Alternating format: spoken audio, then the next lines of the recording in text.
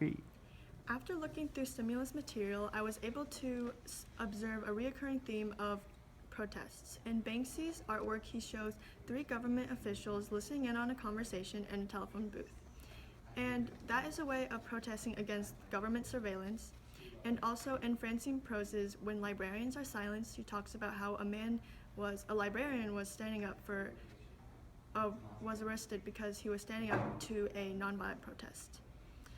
This made me think about the relationship between the government and protests, and digging deeper, I found out that political protests were a little bit more complicated and harder to enforce or accomplish. This led me to ask, to what extent do nonviolent protests influence the government to make political changes as compared to violent protests?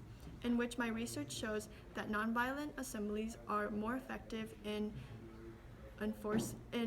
influencing the government to make political changes as opposed to violent protests. Because nonviolent protests are a lot safer, it can lead to a more stable afterwards as no one is getting physically hurt. However, in violent protests, they are more dangerous, and that can lead to chaos within the society and the environment.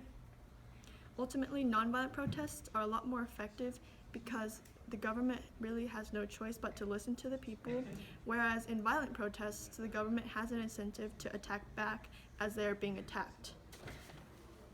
According to Erica Chenoweth, a political scientist, she talks about how, quote, a violent uprising is more physically demanding and dangerous, thus scaring off participants.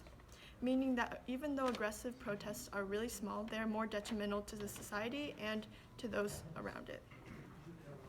As you can see in this bar graph here, it shows that violent protests are a lot likely to fail as they have a 70% fail percentage, whereas in nonviolent protests they have only about a 20 to 30-ish. And a thing that solution that I came up with was to create a law or policy that kind of shows how violent protests should not be legal.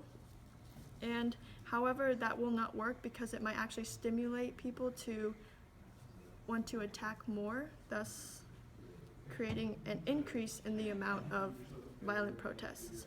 According to Adam Grant, a researcher and organizational psychologist, he states that people have a tendency to do the exact opposite of what they're being told because they, quote, feel that their freedom is being threatened, which motivates them to regain choice and control by doing the exact opposite.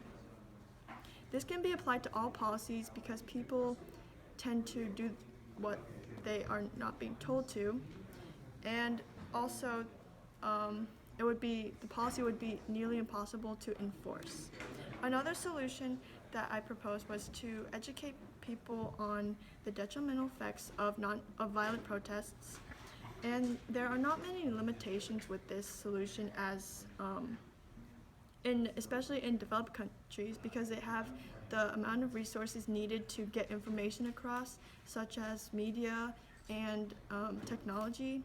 However, in developing countries, this may be harder as violent protests are a lot more frequent, and it would be harder to just get information across about the pros and cons of violent protests.